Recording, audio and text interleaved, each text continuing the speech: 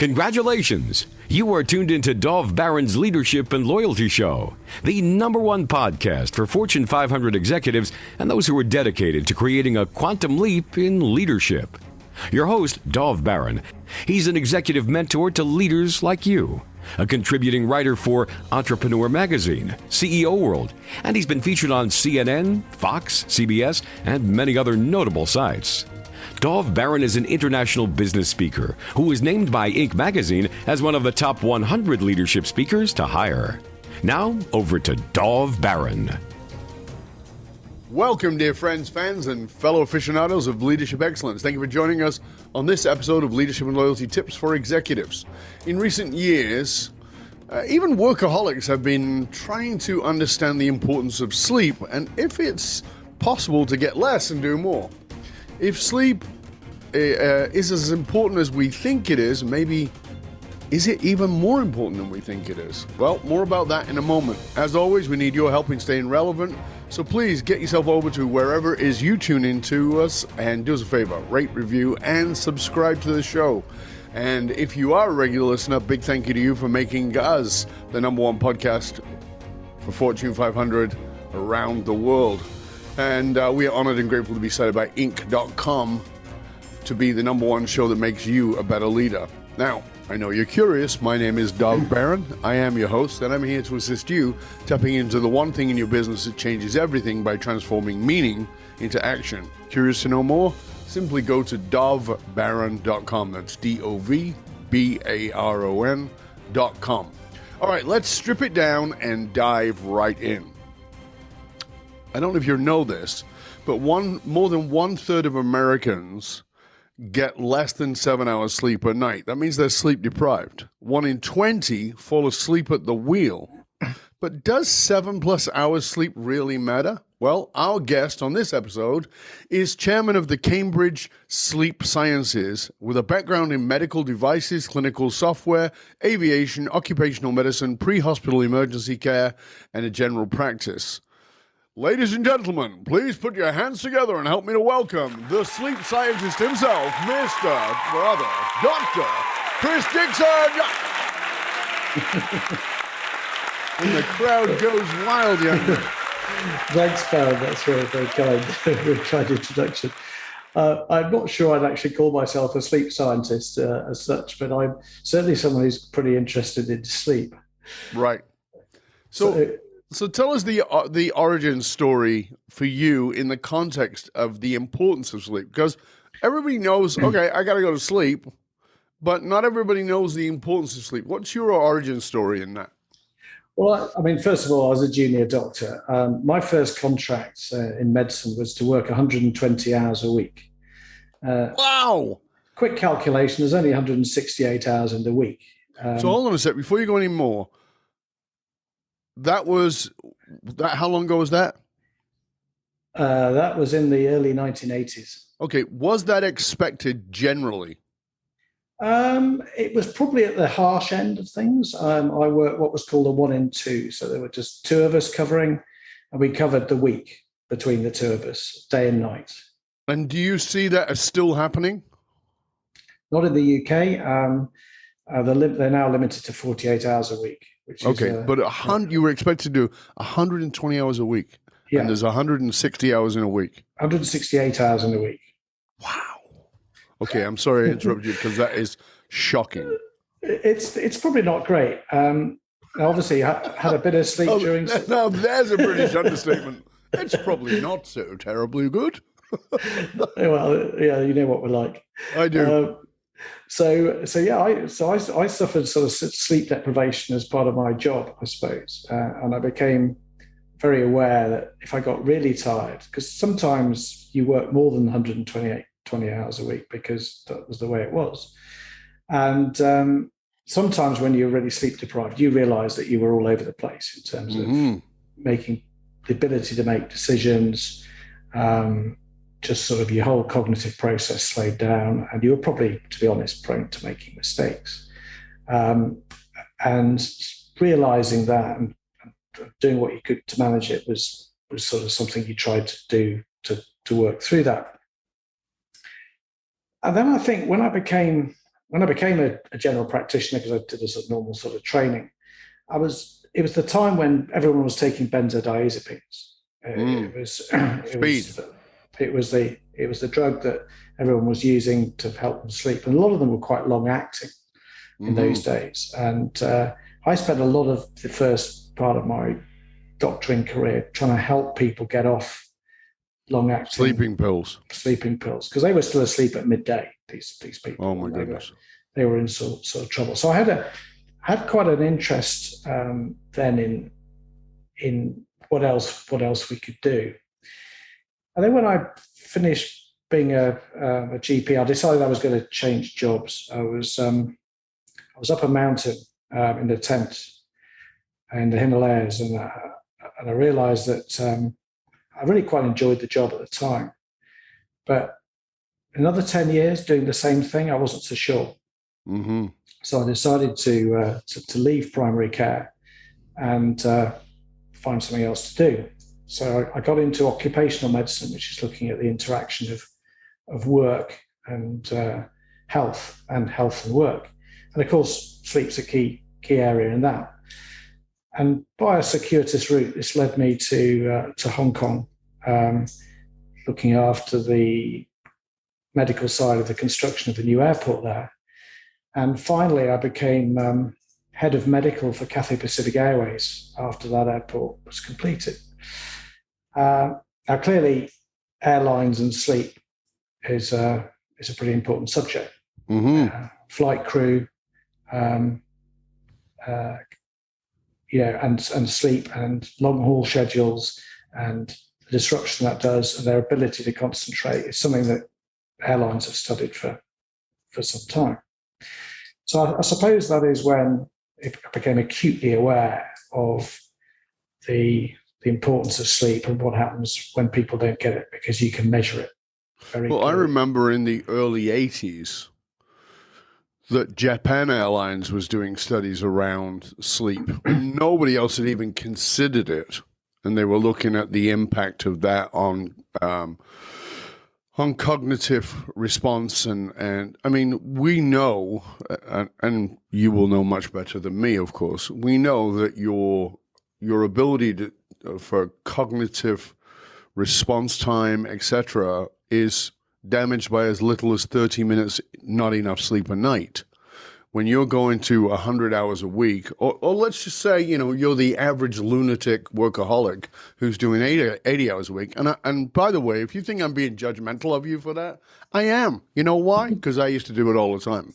I was terrible at it, right? Yeah. Terrible with these things. So, we did all those things, and we had this sort of belief that somehow it doesn't impact me. I know other people it does, but it doesn't impact me. Talk to us about this myth that it doesn't impact me, particularly in the context of cognitive ability. Well, the simple answer is it does affect everybody. And obviously, one of the advantages in an airline is you have simulators that you can get people to do things on. And you can test them when they're tired, and you can test them when they're not tired. And you can measure the difference, pure and simple. It's been done in airlines. It's been done with medical professionals.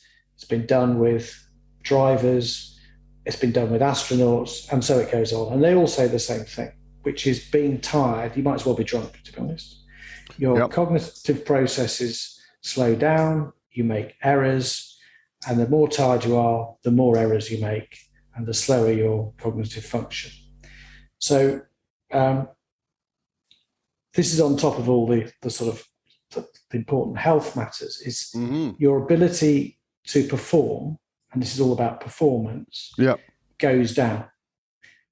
Sports teams know that if people are tired, they make slower decisions. And a slow decision on a football pitch, it's a score to the other side.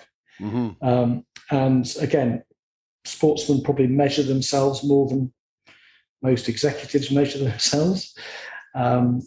They directly measure performance, and it causes a problem. So, but it's interesting, isn't it? I mean, you brought up something very interesting to me. So when I think about sports, I think about that being probably the peak in machoism, right? So, you know, I'm Yeah. tough. It doesn't get to me, whatever it is. Yet sports people actually understand I got to get my sleep. I got it because if I don't sleep, I don't play well. They're aware of that. And executives would tend to think of themselves as less macho than the average footy player, soccer player, for those of you listening elsewhere in the world, you know, or less macho than any other sports person. But they have bragging rights on I didn't get, you know, I'm good. I get my 4 hours and I'm good. No, you're not. No, you're not. And so I'm trying to remember the stats because I did have the stats from probably about 5 years ago on sleep deprivation. I mean, as I said, 1/3 of people in America are sleep deprived, but the stats on the cognitive impact. Yeah, I mean, it depends sort of obviously what you're measuring, but in terms of equivalence, if you're short of an hour's sleep, you and you're feeling that, which again, what is normal for people can vary a little bit. It's worth saying that it's not bang on 8 hours for everybody. Some people get their sleep cycles through a bit quicker, some people a little bit slower, but within the 7 to 9 hours, which most people need. If people are deprived sort of beyond that, then it's measurable. It's the equivalent of being over the drink drive limit.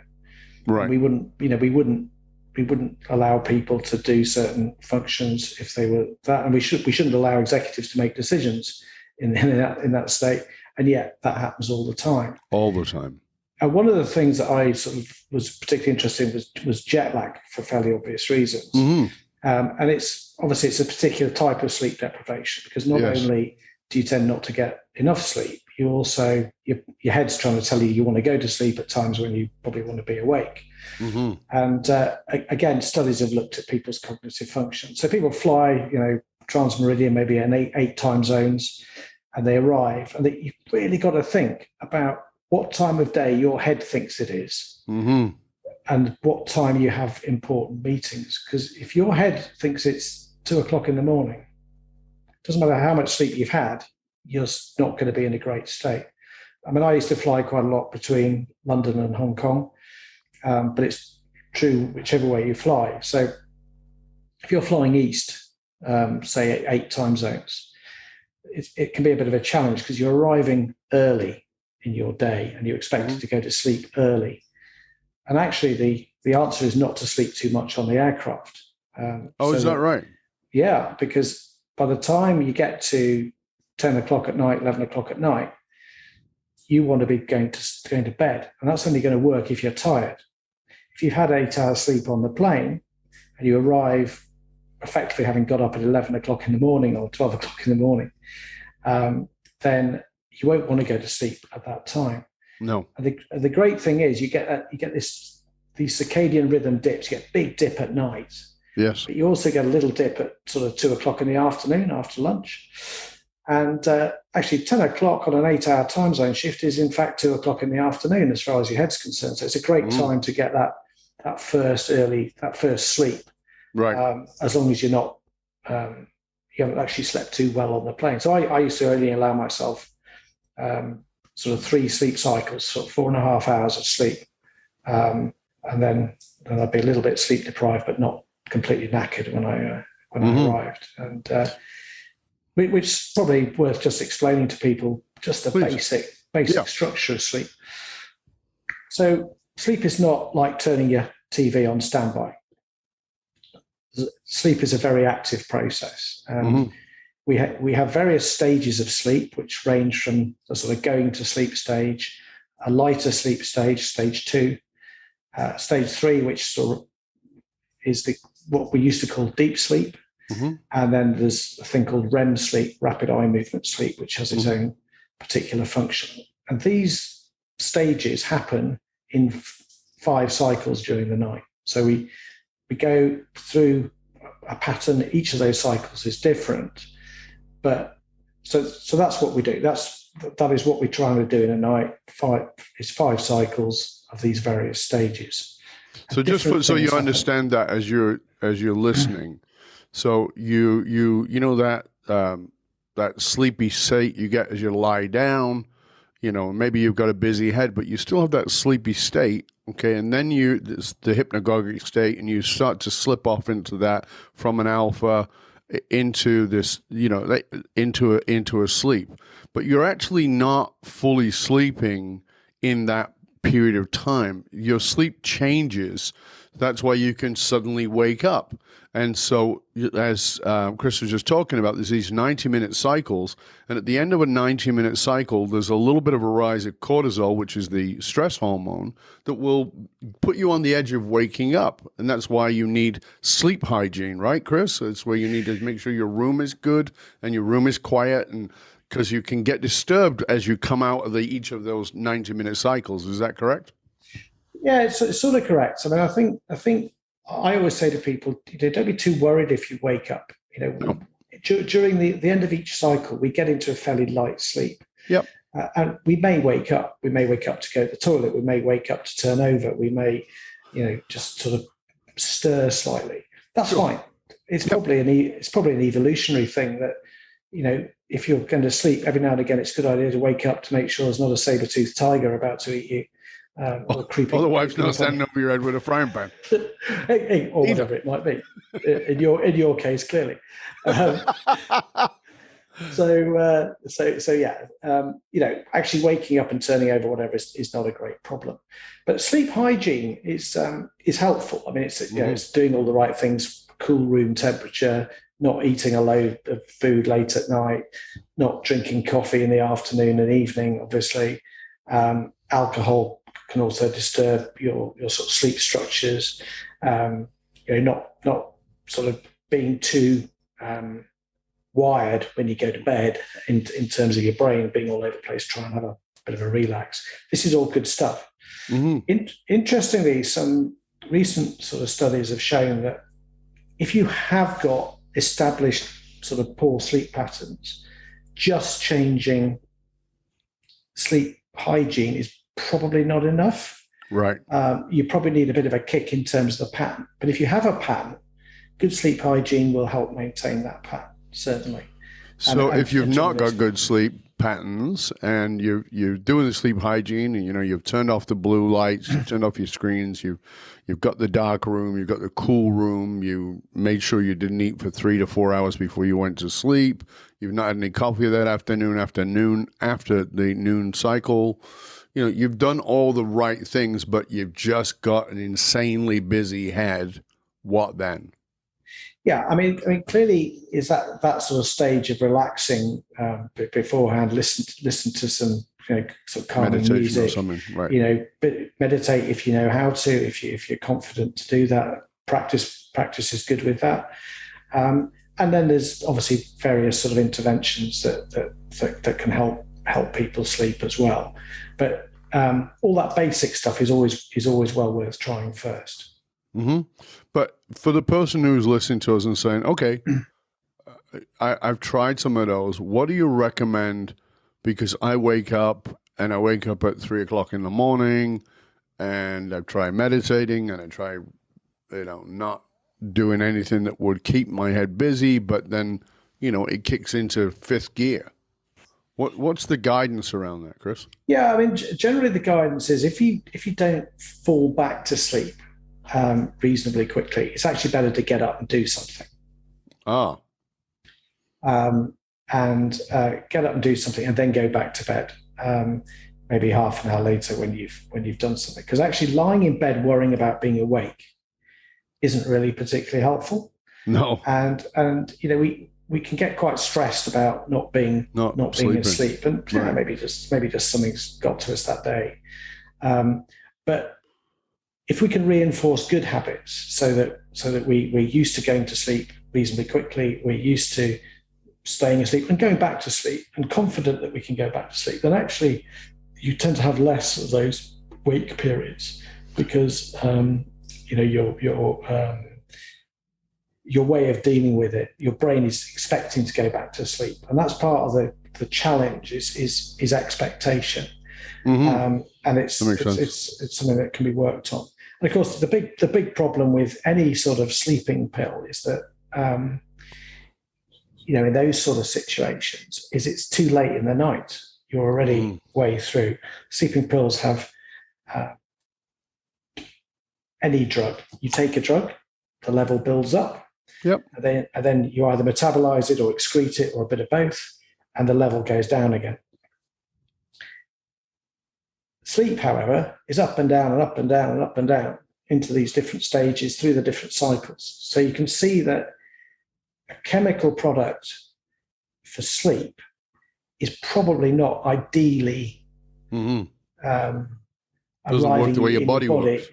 The way your body works, exactly. Right. And if you think about chemicals for sleep, going back to laudanum in the Victorian times and whatever, people taking opium and people trying alcohol and people using all sorts of chemicals to intervene. I think it's fair to say they've not been the most successful treatments that have been produced by the world. That chemical treatments for sleep haven't been brilliant. So what about taking, what we tend to think of as more natural things? I mean, the brain produces melatonin, but we can take melatonin. We can take GABA. There are things you can take, but don't they also interfere with the natural production? Because if I'm putting it into my body, doesn't my body go, well, I don't need to do that now? Well, that's always the challenge is with anything. And I think, again, some people, will swear by melatonin. And if it works for them, then that's fine.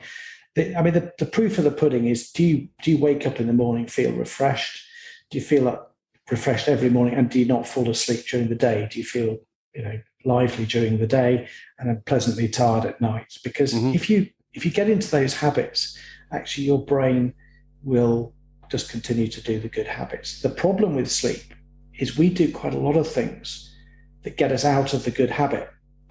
So we watch, Netflix all night, or we have late nights and late mornings at the weekend, or we have to get up really early to fly somewhere for a meeting. So we get up at 4 o'clock in the morning to head off to the airport or whatever it might be. And all this stuff, or we have children. That's probably the big one. Minor detail. Minor Kids. detail. Oh, yeah. Those things. Fortunately, mine are grown up. It's time to get up at 2 a.m. Yeah, exactly. And 3 a.m. and 4 a.m. So these things come along and they cause us disturbance. And the challenge is, if that happens over a long period of time, which it can do, then we get into a new habit, which is a bad habit of sleeping. So we become maybe very light sleepers because we're always listening for the children, or we go to bed. I do this all the time. If I do have to get up really early in the morning, I never sleep well. No. Because I know I've got to get up early. Yeah, because you're anxious about getting up. So these sort of things, if you do it on a regular basis, shift work, for example, can lead to people getting in bad habits. And then what happens, it's like a bad golfer going to the golf driving range and just playing bad golf shots. All they're doing is reinforcing bad golf, right? The more you practice doesn't make perfect, practice makes permanent. Yes. So whatever you practice, your brain becomes permanent. So if you practice bad sleep, it sort of becomes the new pattern. And then you've got to break out of that pattern, and that's the challenge. So, what's your suggestions for breaking out of those patterns? Because I personally know several people who might get a 7.5 hour sleep once a week, not because they're not in bed in time, not because they don't have decent sleep hygiene. They do have all those things, but they also have anxiety, wake up in the night with a busy head or whatever it might be. Some of them I know get up in the night, but when you get up in the night, your eyes are blurred, you can't read, right? So they will tend to turn on a screen, right? And so that's part of the challenge too. So that is part of the challenge. Leave your screen, don't touch your screen if you wake up. But if you're saying get up and do something, what do you do? That's the question, right? Yeah. You might just still go and fiddle around, do something in the house. But watching screens is not the ideal thing to do. Reading is something that's probably okay. Just go and do something that needs doing. that's sort of fairly quiet. So what's the guidance for that executive, that leader, that individual who says, I don't want to do the drugs, but once a week I got to take an over-the-counter something just to get one night of full sleep, and I'm doing everything right. I'm not eating late at night, etc. So, what's your guidance there, Chris? Yeah. Okay. I mean, there's a number of things that have been shown to make a difference. So, first of all, I'll talk about some other things, and I'll talk about what we do. Sure. So, for example, cognitive behavioral therapy has been shown repeatedly to be beneficial in helping with sleep, and which is great. And there are various techniques that are used in that to help people understand about sleep and to sort of stop particularly some of that anxiety that occurs about sleep, and it's effective. The big challenge with cognitive behavioral therapy is you need a lot of therapists. And as you said before, 30% plus of the population are sleep deprived. Yep. And during COVID, certainly in the UK and I think in the US as well, is the data suggested that went over 50%. Yes. So you can't have enough therapists to provide CBT for everybody. No. But it does work. So we know that. What we also know is that we can actually modify our sort of brain state by other inputs that can change. Now, if you look at sort of history, people have used music and chanting and humming as an aid to meditation and to relaxation for thousands of years. Yeah, to move into an altered state of consciousness that's not of the alpha waking, the beta waking state. Exactly. So instead of being fully awake, so if we want to meditate, for example, the classic Buddhist monk humming, they produce a particularly quite a low frequency tone. There you go. And Gregorian chanting back in the day, and all this has gone on. So, and we listen to music, and we know that some music makes us feel lively, and some music makes us feel more relaxed. And again, so we know that sound makes a difference, and particularly sound that is played at certain frequencies can change the way that our sleep patterns occur. So what we do as an organisation is we've basically distilled out exactly what those sounds are that make the difference. This is not white noise. This is not nice sort of pleasant sort of music. This is distilling out the sounds that can lead your brain to follow a pattern of sleep that gets in all the cycles and gets in the different stages in the amounts that you would expect to get. So is your technology taking people through the stages of sleep and then repeating the cycle? One of the things you're saying is like the drug is like the drug is a single and you're not in a single state. So that is correct. That is absolutely pattern of sound, is that also moving through those states? Correct. And I think it's just important to say that the different cycles are not the same. Yes. So early in the night, we do more deep sleep. And in deep sleep, we do some of the basic housekeeping activities. So we do, imagine all your papers are on your desk at the end of the day. You've had a busy day, there's a lot of paper on your desk. So deep sleep in the early part of the night, what we effectively do, we file those papers. Think of them, no one has papers these days, but we're old-fashioned, aren't we? So you file the papers. Right. And then in your memory. And then later in the night, we spend more time in REM sleep. So we do less deep sleep, but more REM sleep. REM sleep is when most of our dreaming occurs. Not all of it, but most of it occurs. But it's also when this secondary memory consolidation takes place, which is cross-referencing. So it's like cross-referencing all that information with the information we already have stored and all that information we've stored. And this is the time when creativity is at a high point. So because when you join a load of stuff together, that's when you start to have good ideas. It's when you start to be creative. And it's also when we deal with emotion. So that later part of sleep is when we bring together the positives of our emotional well-being. So you can see that if you don't get enough sleep, you're probably going to do the basic filing, but you're not doing the creative bit. You're not fully rested.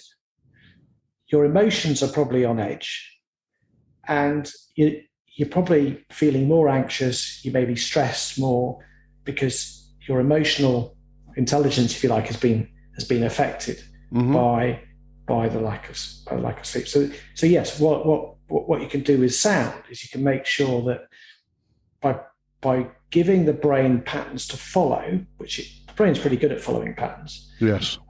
If you play music, people start tapping their feet, right? They can't help it. So you're basically getting the brain to follow patterns, which change during the night to lead you through a normal cycle. So that's how it works, basically. So is this technology, first, is it available? And second of all, is it something that sort of plays in the room so that if you and your partner are sleeping in the same bed, you're both carried away? Or do you have to stick massive headphones on your head and a sleep apnea thing and look like you're going into a new Tom Cruise movie rather than trying to go to sleep? No, not at all. It is playing. It's a sound. So you switch it on when you're ready to go to sleep, and you switch it off in the morning. So total input from you is about 5 seconds. Right. Doesn't require, and it's of course all happening at night while you're asleep. Yes, it does play in one room. We are just working on a version that will be embedded in beds and pillows, so that actually only the person who's sleeping on it will hear it. Right. But actually, lots of people use it with their partners, and it's absolutely fine. Is it readily available and accessible? Yeah, it is. Yeah, it's readily available retail, and we're just in the process of getting it built into other people's technology, so it can be delivered through other devices as well. So that's awesome. Well, we're already very close to the end of the show. And as we're at the end of the show, there are a couple of things I want to do. Number one is I want to make sure that people know how to reach you, find out about the technology, potentially get it if they need it. Sure. Because, as I said, I believe that sleep deprivation is way higher than the numbers. Honestly, way higher. I think that most people just don't admit it. We haven't even talked about sleep apnea and falling asleep at the wheel and all those kinds of things. I had sleep apnea for probably at least 10 years before I ever even recognized what it was. And it wasn't until I had visitors from the UK here in Canada with me. I'm driving them around. My mother was one of them, and I'm asleep at the wheel on a mountain road, and my wife's like trying to be calm and going, Dov, and I'm like, oh yeah, okay. So I don't think people there's a lot there. So I want people to find out about you, about how they can reach you, about the product, etc. So please, can you tell us all that? Yeah, sure. First of all, just like to say, as you mentioned, sleep apnea is a physical obstruction of your airways, and it needs a physical intervention. So if you're snoring a lot and you're feeling knackered during the day, you may have sleep apnea. Get yourself tested. It's a different sort of intervention that you need. Yeah. It's really important that you get that covered. So just thought it was worth saying that. Yeah. Our company website is cambridgesleepsciences.com, and our product site the product's called Sleep Hub. Sleephub.com is HUB Hub. Yeah, Sleep Hub, HUB, all one word, .com is where you can find details about the product. And the Cambridge Sleep Sciences site, you can find a lot of good background on sleep. And I can be contacted through those sites. Chris.Dickson, either of those will get to me. and that's, as you know, Dickson with a Dickson. If people have questions, I'd be very happy to try and help. Well, thank you very much, Chris. It's been a pleasure, and I really hope that people will pay attention to this and really consider what they need to do. As you said, the sleep hygiene is really important, but you've also got to look at more than that, particularly if you're in a pattern of bad sleep. So, of course, we'll make sure that all those links are posted in the show notes. So if you've been listening and you just want to go there, you can just click on it and take yourself to that. We were very happy for you to do that. Again, thank you, Chris, for being with us, and thank you, dear listener. And remember that you can hang out with other conscious leaders, and you can chat about this episode inside of our Facebook or LinkedIn groups. And remember that you can hang out with other conscious leaders, and you can chat about this episode inside of our Facebook or LinkedIn groups. Remember that those who control the meaning for the tribe also control the movement of the tribe. Business and political leaders committed to positively shaping the business and political landscape know that they must tap into what drives human behavior. You can tap into the groundbreaking understanding of how you can use the anatomy of meaning extracted from the emotional source code to help with persuasion, influential techniques, and driving meaning in yourself and in your organization. I'm Dov Baron. I show businesses, teams, and leaders how to harness their emotional source code to move their tribe, because unified actualized meaning is the one single monolithic difference between greatness in individuals and in companies. I want to thank you for sharing the show with everybody you know. Till next time, this is Dov Baron saying, stay curious, my friends. Stay curious about your sleep. Are you sleeping enough? Are you sleeping with enough quality? What are you doing to take care of your sleep?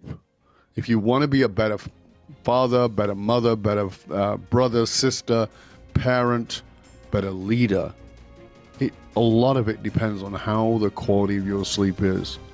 You may have an undiagnosed problem, and you may simply just need better sleep habits. But please, your life depends on it. And so maybe does other people's lives. Get enough sleep. It makes all the difference in the world. And I am out.